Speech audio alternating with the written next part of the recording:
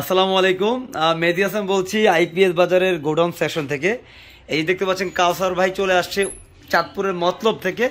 বর্তমানে ডিসি সেটআপের মধ্যে সবচেয়ে পাওয়ারফুল ডিসি সেটআপ করার জন্য দেখতে পাচ্ছেন অনেকে কিন্তু আমাদের কাছ থেকে ডিসি সোলার সিস্টেম করার জন্য আরইসি প্যানেলটাকে চয়েস করে থাকেন।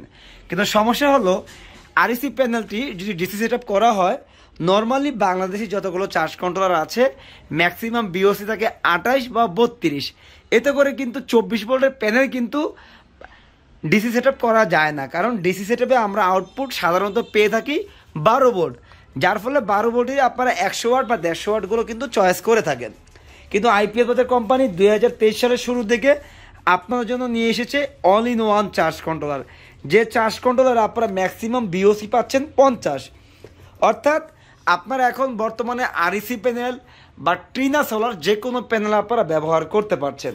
এই যে আমাদের সম্মানিত গ্রাহক দেখতে পাচ্ছেন কাউসার ভাই, উনি কিন্তু আরইসি প্যানেল নিয়েছেন, পাশাপাশি কন্ট্রোলার নিয়েছেন এবং কি একটি 120 এমপিয়ারের ব্যাটারি নিয়েছেন এবং প্রয়োজন মতো সোলার কেবল বা টুলস নিয়েছেন।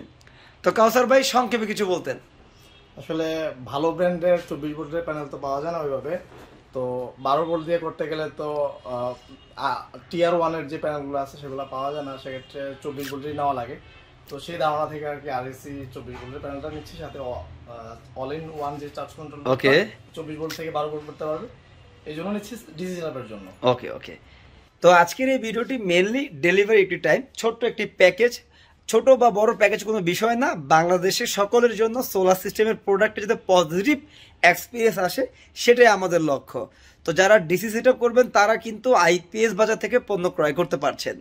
আমাদের প্রোডাক্টের সম্পর্কে যদি আরও ডিটেলসে জানার প্রয়োজন হয়ে থাকে আপনারা ভিজিট করুন www.ipsbazarbd.com।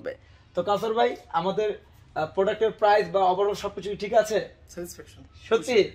তো দর্শক সকল ভালো থাকবেন। আজ এ পর্যন্তই। আসসালামু আলাইকুম ওয়া রাহমাতুল্লাহ।